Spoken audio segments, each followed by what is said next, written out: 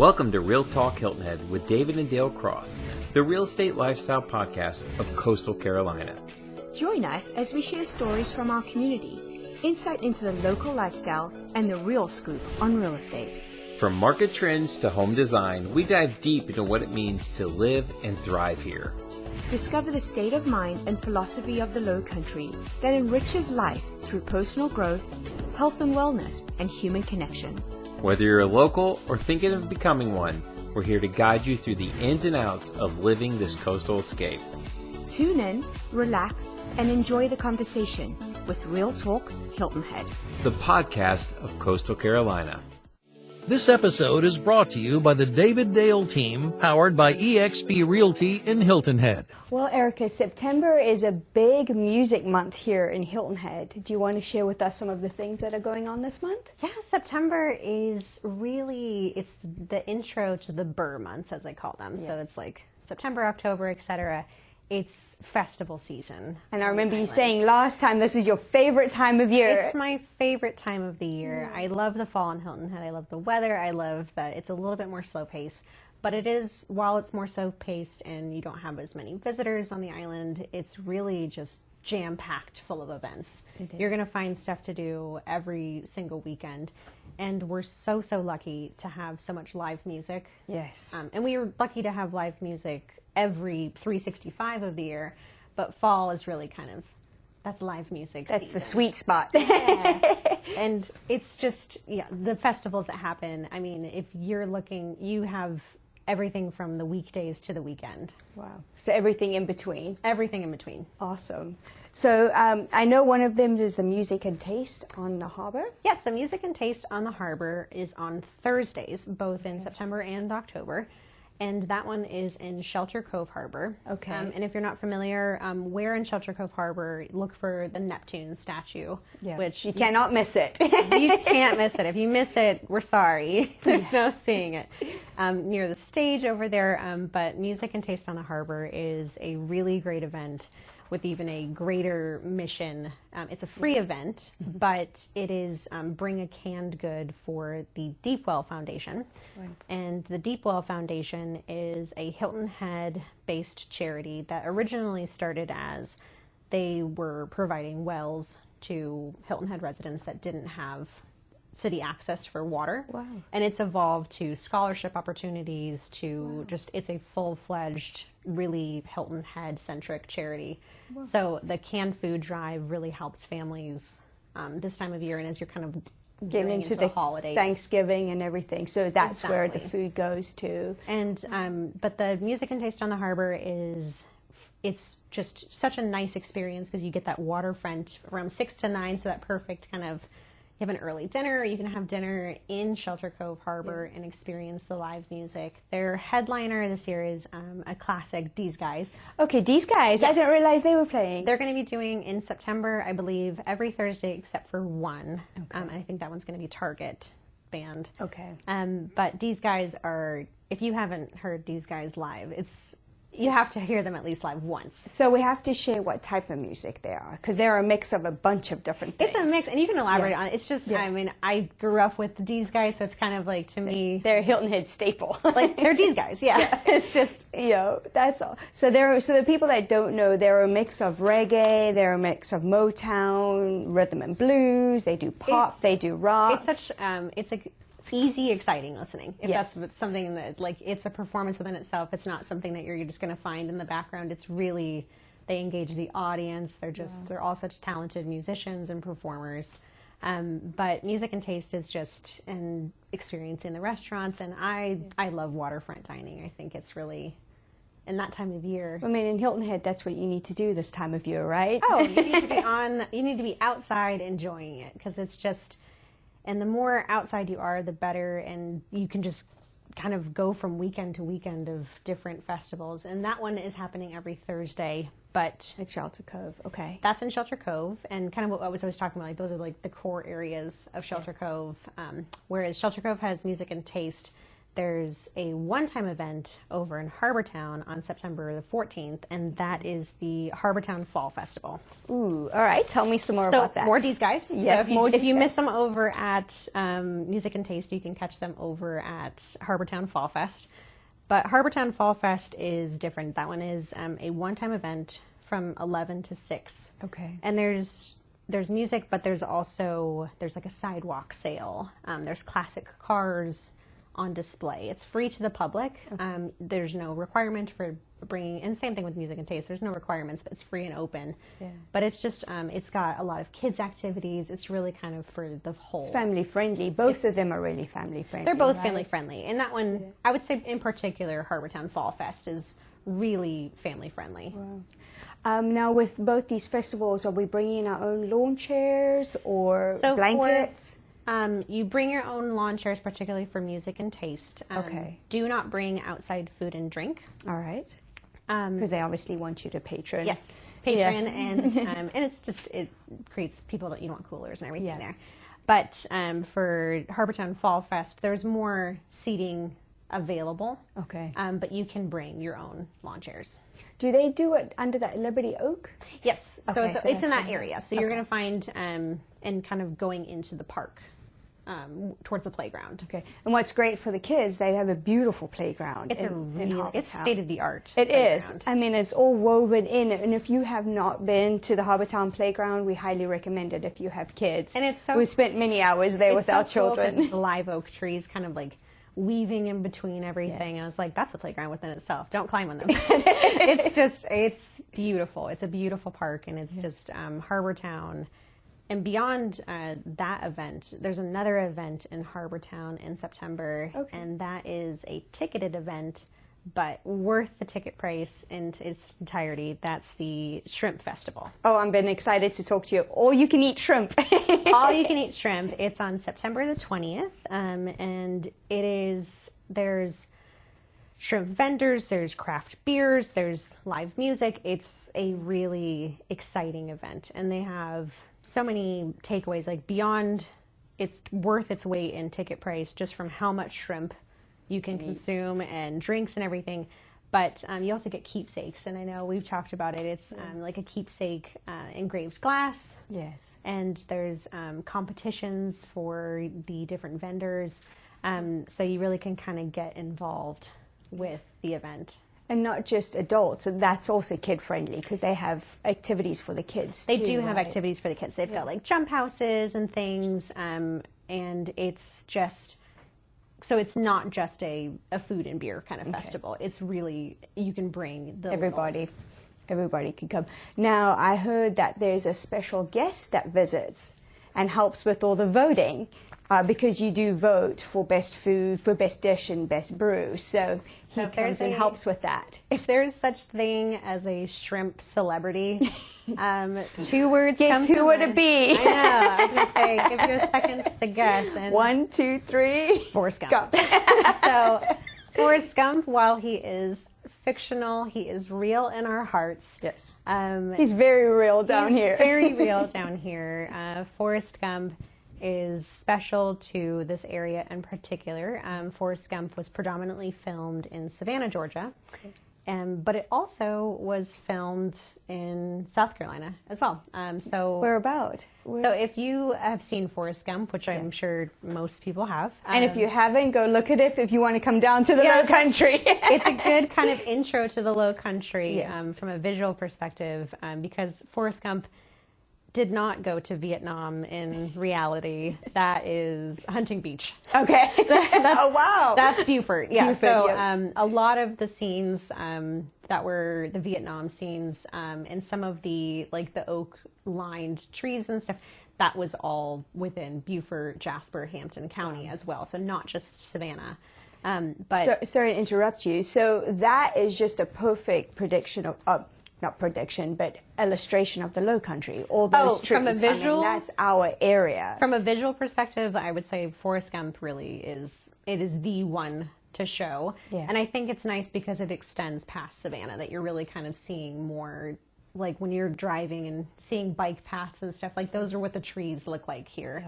So it's very special that Forrest Gump is our little local celebrity. Yes, he is. He's our shrimp celebrity, and he's showing up at the festival. Say he's showing up to the festival, so you don't want to miss him. Yep. It's a great chance, and that's a great opportunity for kids to take pictures with Forrest Gump, because it's become a multi-generational movie, because it came out in my lifetime, and actually it was fun. I knew some extras in the movie. Oh, no way. I was too young to participate, but it was like my neighbors. Yeah.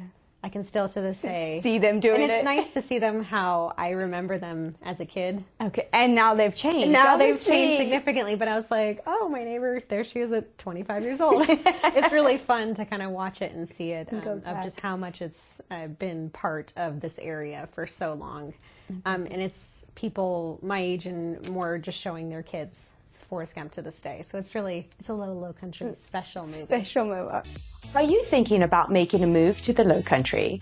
Whether you're searching for the perfect home, or you're exploring vibrant communities on the coast, or dreaming of a new lifestyle, we're here to help. Contact the David Dale team today and let's make your dream a reality. Well, I'm glad that we definitely mentioned that, because we go to see it.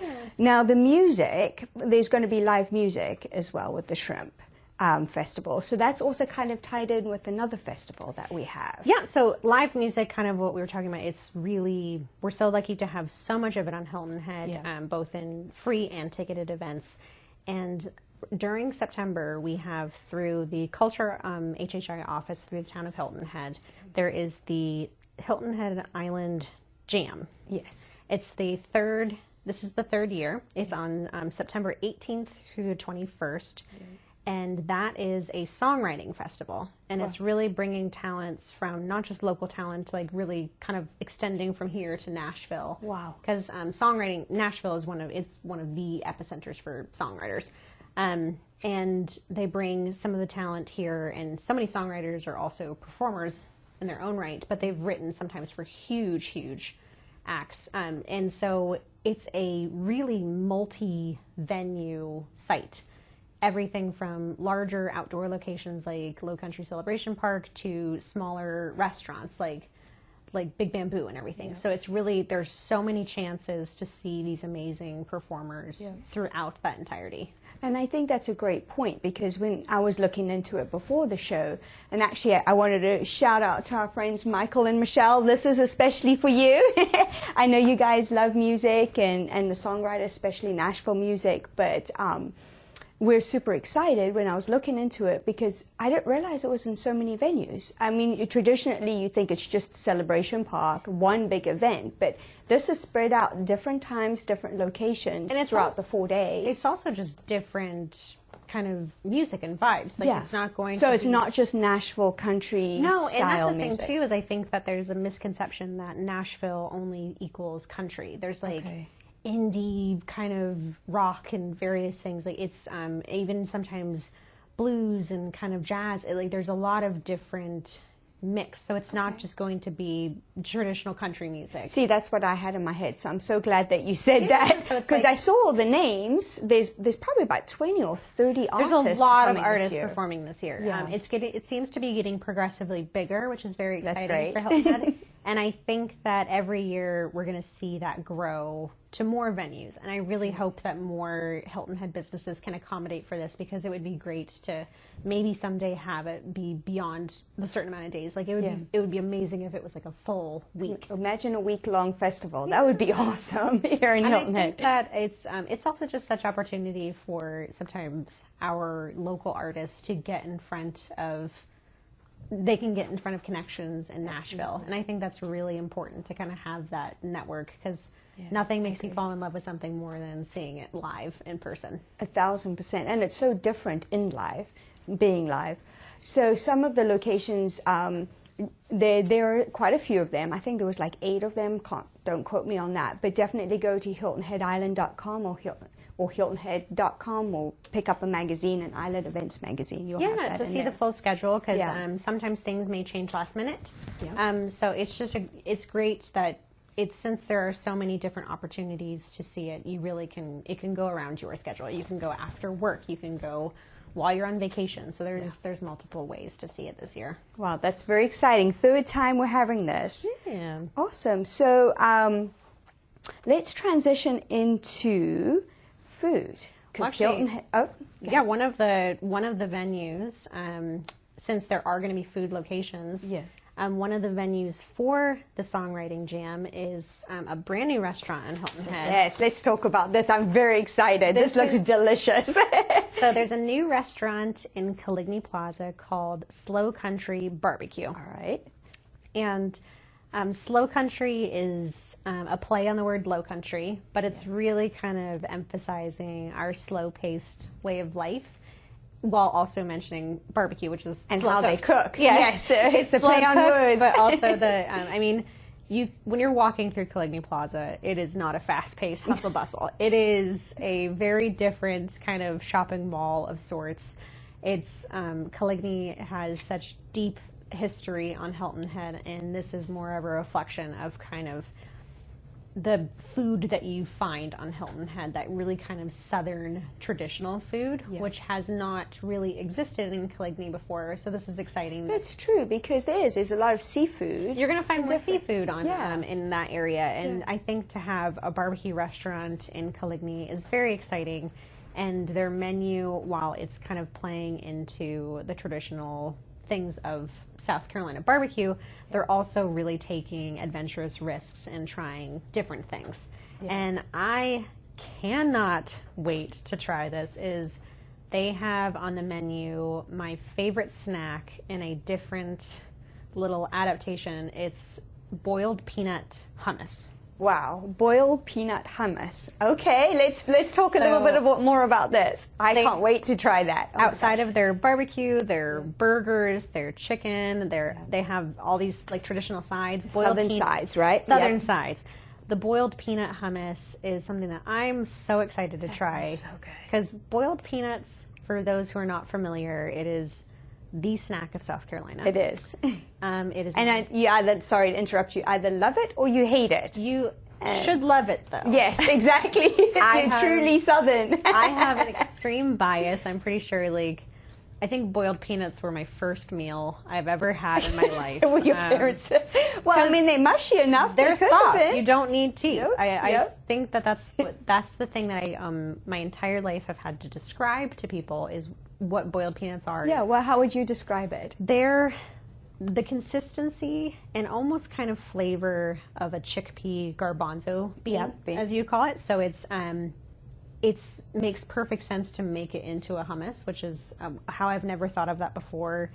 I'm so excited I can now have it at a restaurant prepared by professionals. But it's very soft. It's so if you're getting a crunch, that peanut's not done. Okay, cook it some more.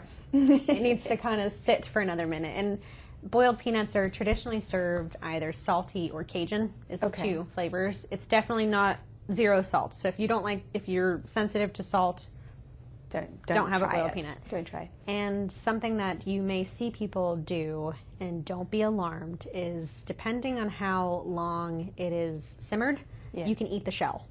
Well, you mentioned that before, and I am surprised because I am one of those ones that I thought I had to open it up. When you're eating a boiled peanut, cracking it with your hand. That you told me that was a no-go. I'm like, taboo. It is a taboo. Don't do it. It's you're really kind of.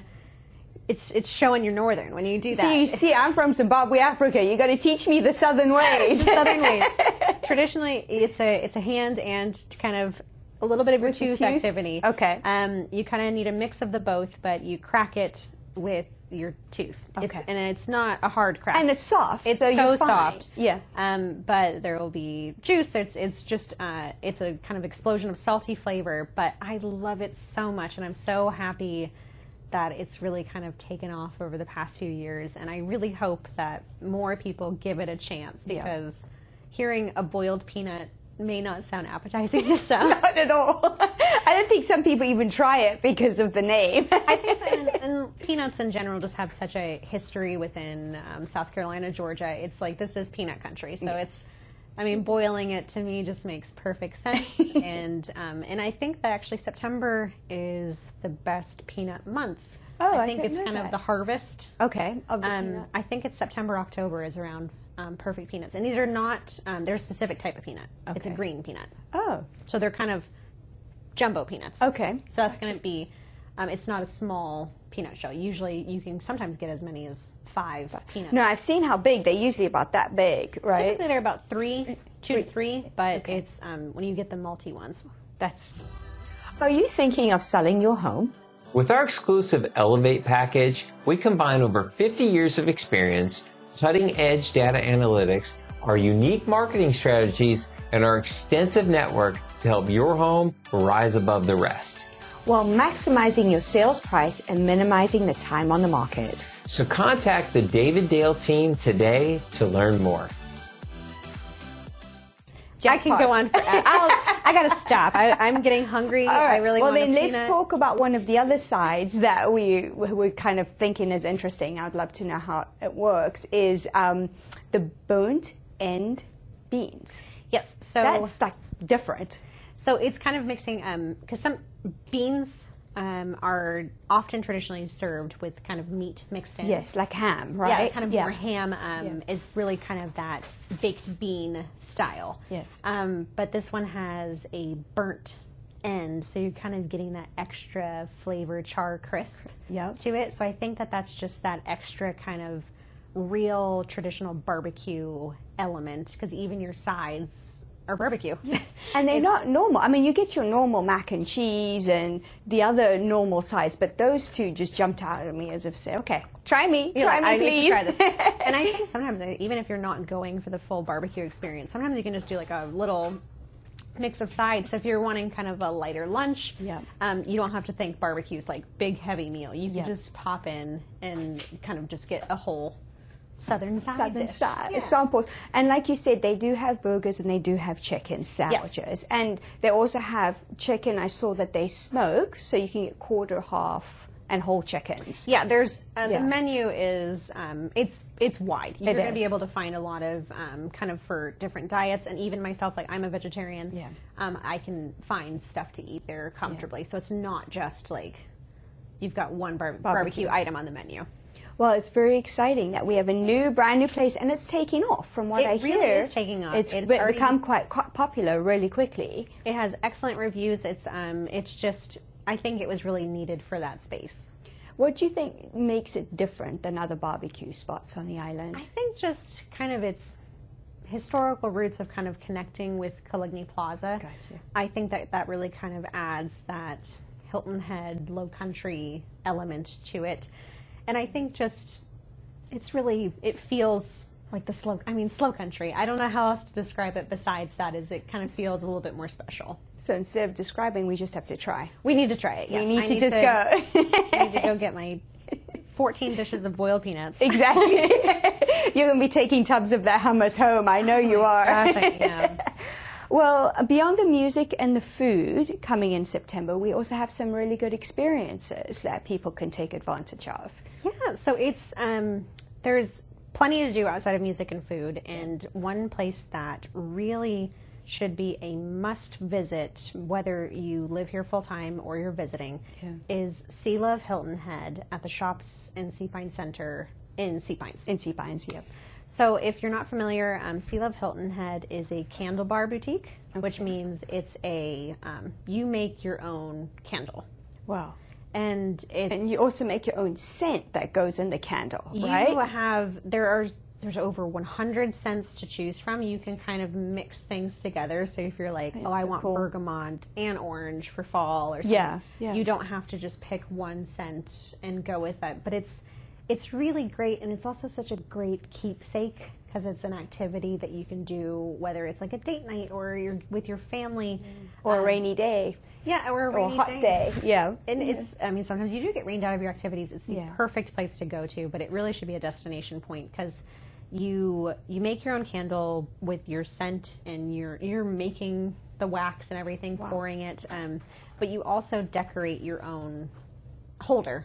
Oh, okay, because you get to choose different types of holders, so, right? It's like you can choose your own, I think votive is the word, I'm blanking on the word, but you also decorate the label. Oh, wow. So it's really great. So you get to design that too. So this is made from scratch, it's your own, down to the cent. It's very cool too because I've seen both at their Savannah location and their Hilton Head location, because there's Sea Love Hilton Head and Sea Love Savannah. Okay, one's Savannah. They have oftentimes like a Mommy and Me workshop, and I've seen like even grandmothers with their littles, and it's so special to have like their grandchildren make the labels.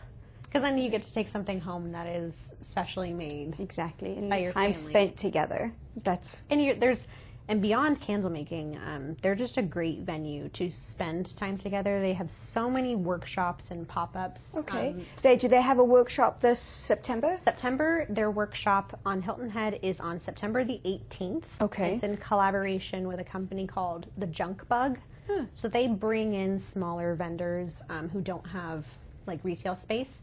And they bring the creatives in. So the Junk Bug is going to be doing a workshop on oyster shell nautical themed decoupage. Okay. And what decoupage is, it's kind of like thin. If you've ever seen oyster shells that have like the pictures inside that have been put inside, put inside, and you see like the beautiful gold leafing around, that's what you'd be making. That's great. And that's fantastic. You can display it on shelves. You can use it as a ring dish. I've seen it just used in so many different ways, but to be able to make it yourself versus just purchasing it and kind of seeing how that's done. And what a great opportunity. Yeah, and again, another keepsake to take home, you know. And then with that, you get discounts by participating in the workshops. You get discounts on your candles. Okay. So even if you've been before to a candle bar, particularly Sea Love, there's opportunities to kind of get another candle at a lower rate. Whether you refill your candle, you can get like $10 off or something from your previous experience, because they always kind of encourage kind of that more sustainable kind of reusing things. But that's kind of neat because, sorry to interrupt you, because you've got 100 cents, you can come back and as many times using your same container or your same holder and just make anything for the different seasons. Yeah, and you can change it out. Especially, I'm such a seasonal flavor. Yeah. Or flavor. I call them flavors. I'm not tasting the candle. I'm such a seasonal scent person because, like, in the summer, all I want to smell is, I kind of align myself with whatever's in bloom in the area. So like that white jasmine, honeysuckle smell, so like that's like getting me in through spring. But yeah, I do not want to smell like a fall scent in July. I was going to say, that needs to be beachy, ocean. Exactly, very coastal. And like when it's salty, when it's fall, I need something that is just like more pumpkiny, more kind of earthy. And that's what's nice about being able to change your scent. And go back and make different, and it's just a different memory. And you also can do it with different people, and it creates an entirely different experience. Because if you participated in that, like Mommy and Me workshop back in August, in September it could be like date night with your husband, kind of thing, or ladies' night. Yeah, or a ladies' night, and they have alcohol there. I was going to say, so yeah, they have an happy hour. You would have thought I'd been to an happy hour. It was happy hour with $5 drink specials. Yes, so it's a really fun. They've made it such a community space, which I appreciate, because it's kind of that. I know people talk about like kind of third spaces where it doesn't have to just be eating kind of thing. Exactly. Just having more community spaces that you don't necessarily have to eat or drink there. You have that creativity kind of. You could sometimes attend their paint workshops or different things. Yeah. So it's just nice to have a space to go. So, real quick, with the candle making, do you know the time range it takes to make a candle, roughly? So candles do take time to cure, is what they call, which is the hardening of the wax. That one takes, I believe, between 45 minutes to an hour. Okay, to make it. So you pour the candle.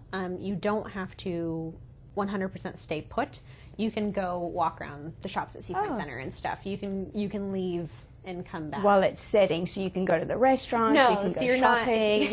You're not watching the pot boiling. You're not watching it harden for 1 hour. So yeah, they'll let you know when to come and pick it back up.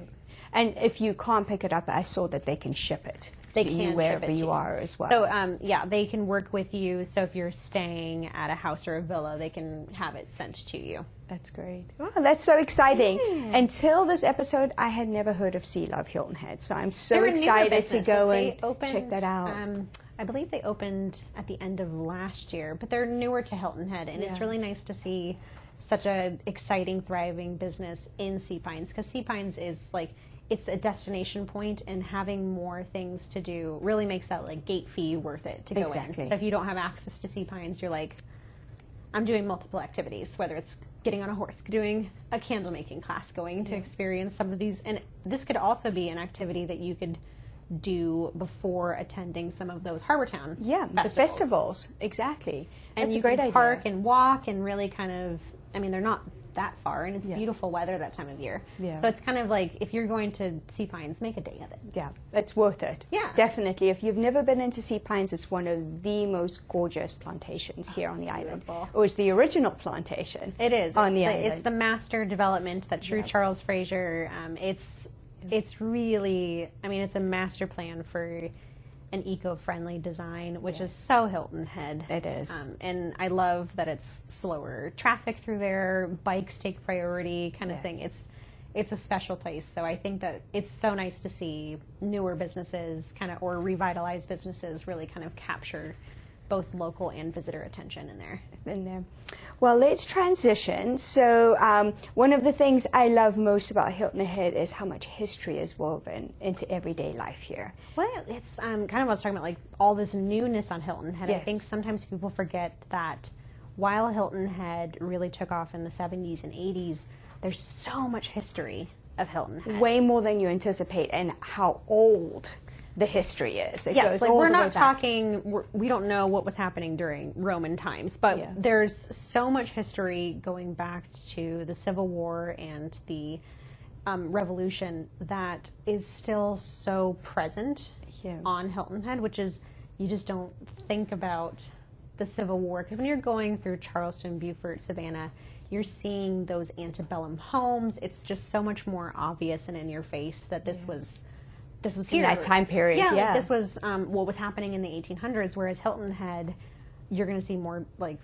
1990s development. So it just doesn't look the same. But we're so fortunate to have the Heritage Library Foundation on Hilton Head. They're a library where you can do genealogy workshops. It's it's a full working, functioning like library. But they offer tours.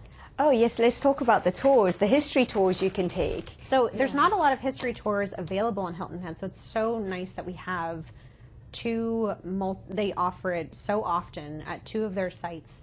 On, I believe it's Thursdays, they have one within HHP, or Hilton Head Plantation, for people not familiar.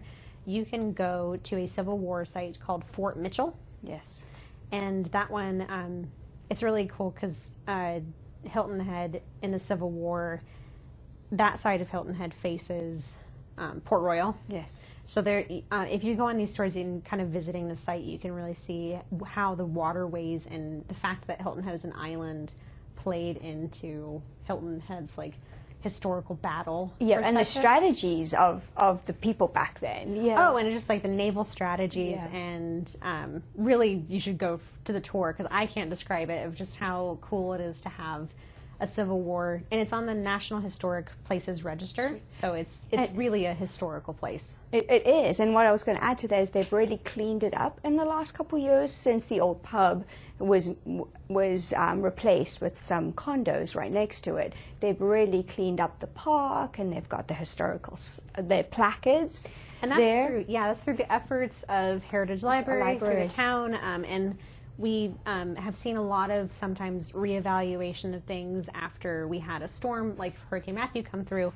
That really just, I think there's been a really shift of focus of kind of digging deep to your roots, because our trees don't have very deep roots. So we saw that happen.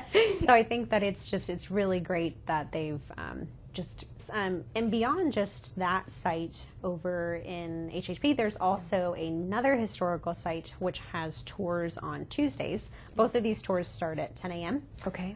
This one is a cemetery tour. Ooh, we've got some backstory to share about this one. As we're kind of dipping into these Burr months, Yes. I consider September 1st the launch of spooky season. Okay. So this is the perfect time of year to visit the cemetery through the Heritage Library, that you can see a mausoleum. Ooh, explain what a mausoleum, and it's a very famous person's mausoleum. It's a very famous person's mausoleum. By going on these tours, you're going to learn a name as William Baynard. Yes. Baynard, how the pronunciation, I say Baynard, but you're going to see his family's mausoleum. And what a mausoleum is, it's kind of like a crypt, almost like a pharaoh's tomb. Yes. So there's going to be a collection of artifacts inside. But the only way to access the cemetery is through the tour. Okay. So it's cut off to the public? Cut off. Okay. You can see it from the street. You can see it from William Houghton Parkway. Yeah. But it is cut off, and it's a really cool way to get in there and see the oldest structure on Hilton Head. I was going to say, yes, it's the oldest structure. The mausoleum is the oldest structure on Hilton Head. Yeah. Wow. We have historical sites that date further back, but it is the only structure from that time period. 1800s. And it's really, I mean, how in good of a condition it is through their efforts, that it's just, and that's why it's not open to the public, is we want to keep it for another 100 years or beyond. So fewer people going up to it is for the best. But there's, within that cemetery, there are different graves of some historical figures dating back to the Revolutionary War. Wow. Which, I mean, you'll have to go see for their names. Yes, you have to go on the tour. We won't go tell you it all. And I'm not, I would have to double check, but they often have costume performers. That's what I think a lot of the tours are. They're in the costumes, right? And a lot of them are volunteers and everything. It's just like... And when they're volunteers, they're passionate because it's really their love. So you're going to get the full Monty with those tours. It's just like, there's such a love for history and for the culture. It's really nice whenever you have someone who they want to share what they know and what they love to the public, because and it's really attainable. Tickets are as low as $10. Wow. Okay. And I think they're even lower if you're a Heritage Library member. Okay. Because you can sign up for a membership, and that would gain you access to more of their workshops and classes at discounted rates too. Oh, great. So just check out their website. Mm-hmm. You can go to hiltonhead.com, and you can search Heritage Library, and it'll take you right to there of getting more information of how to become a member. Awesome. Well, going into spooky month, we'll tie back in why we said it's a little bit spooky, because there has been rumors that it may be a haunted area because of William Baynard. So it is the closest. It's just folklore. We don't know it's for real. But it's the closest you're going to get to, like, it's kind of a fun story. A little ghost tour element of, and during this time of year and going into October, they have more of like the history and haunts. Okay. So we'll talk about that next month, I'm sure. Well, let's save the ghost element we'll for leave October, that. You'll have to come back and look for October. It really is, I mean, October is true peak spooky season. Yeah. But as we're going into October, it's wild. I mean, it's going to come so quickly. It will. And that's why, as we go into October, I wanted to mention a save the date. Okay, yeah, let's do that. Because that's in the first week of September, so note that. So right at the end of September, and that first Saturday first in week October. of October is what I was trying to say, yeah. It's October the 4th. There is, in my opinion, the fall festival of the year. Okay. It's called the Fish and Grits Music Festival. Oh. So save the date. It is one of the most authentic Hilton Head events. Why is that? So the Fish and Grits Music Festival is kind of it's a celebration of Gullah Geechee heritage. Okay. And so outside of what you find just in like February and June, it is really a place for Gullah Geechee to be on the front and center. And for people who are not familiar, Gullah Geechees, it's descendants of slaves that lived on Hilton Head. Yeah. And it's still, like, Geechee and Gullah, it's still its own language. And some people on Hilton Head still speak Gullah, which is really amazing that this We have a ton of descendants still We here. have a ton of descendants. And they're trying to keep the culture alive, but unfortunately, I think the younger generation, they're having a hard time. And that's why with this that. festival is so important, is it's really bringing in that younger generation to feel excited about their heritage. Yeah. But you don't need to be Gullah Geechee to participate. It's a music festival. So yeah, what is it? So grits is their staple food? So the fish and grits is kind of a play of just that's traditional low country food. Okay. So grits is like a grainy porridge. It's very popular in the South, and fish is We're on an island. We're on an island, and the Sea Islands. It's that is the staple food, and especially in Gullah heritage, you're going to find that's a staple. Yeah. But the it's more of a music festival, but they have other food vendors that it's not just fish and grits. Okay. So there's different Okan and Bluffton, which is actually a West African restaurant. They're going to be participating. Oh, wonderful. They have celebrated famous Gullah chefs going to be there. So it's a whole mix, and it's just such a great family-friendly event. And they have dancing, they have dance performances to participate in. Oh, so you as a visitor can participate in the dances? You can participating in dances. They have instructions of how to like dance to these songs and stuff. It's really special, and I think that people should save the date because it's a newer festival. I believe this is the 5th year that they're doing it. They're doing it, okay. So it's Low Country Celebration Park, October 4th. I'll talk about it even more next month. Okay. As we're gearing into, it's going to be right away. But just save the date, look up information now, and you can purchase tickets day of, but it is advised to purchase tickets ahead of time.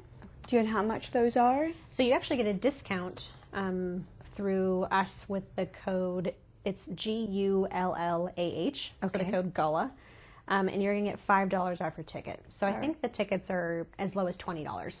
So we go to HiltonHeadIsland.com and put in your code. You can purchase the tickets and put in the code. You can get in that code for $5 off per person. All right, you heard it here on Real Talk. Yeah. Always giving you specials. But yeah, buy your tickets ahead of time because it's just, you don't want to miss it. Yeah. Well, I'm very excited. I had not heard about that festival, so really looking forward to that in October. So thank you. No problem. I appreciate it. So what a packed calendar we have. I know. This is going to be a fun month. If you're not in the area, come and visit us. Please pick up an Island Events magazine. You can find it all around town, or go on to HiltonHeadIsland.com. Thank you so much for coming to see us. Thank you. I hope everyone has a phenomenal September, and I can't wait for October. Yep, we'll see you back in October. Yeah. So much is happening in September. Erika Hayes, thank you again for joining us and giving us the inside look at everything from live music to history and to new food spots. If you're listening or just want more details, head to HiltonHeadIsland.com or grab a copy of the Island Events magazine around town.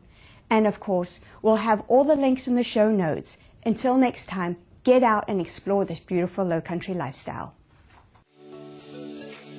Don't forget to follow, like, share, and subscribe to Real Talk Hilton Head and leave us a review to help others discover the low country lifestyle.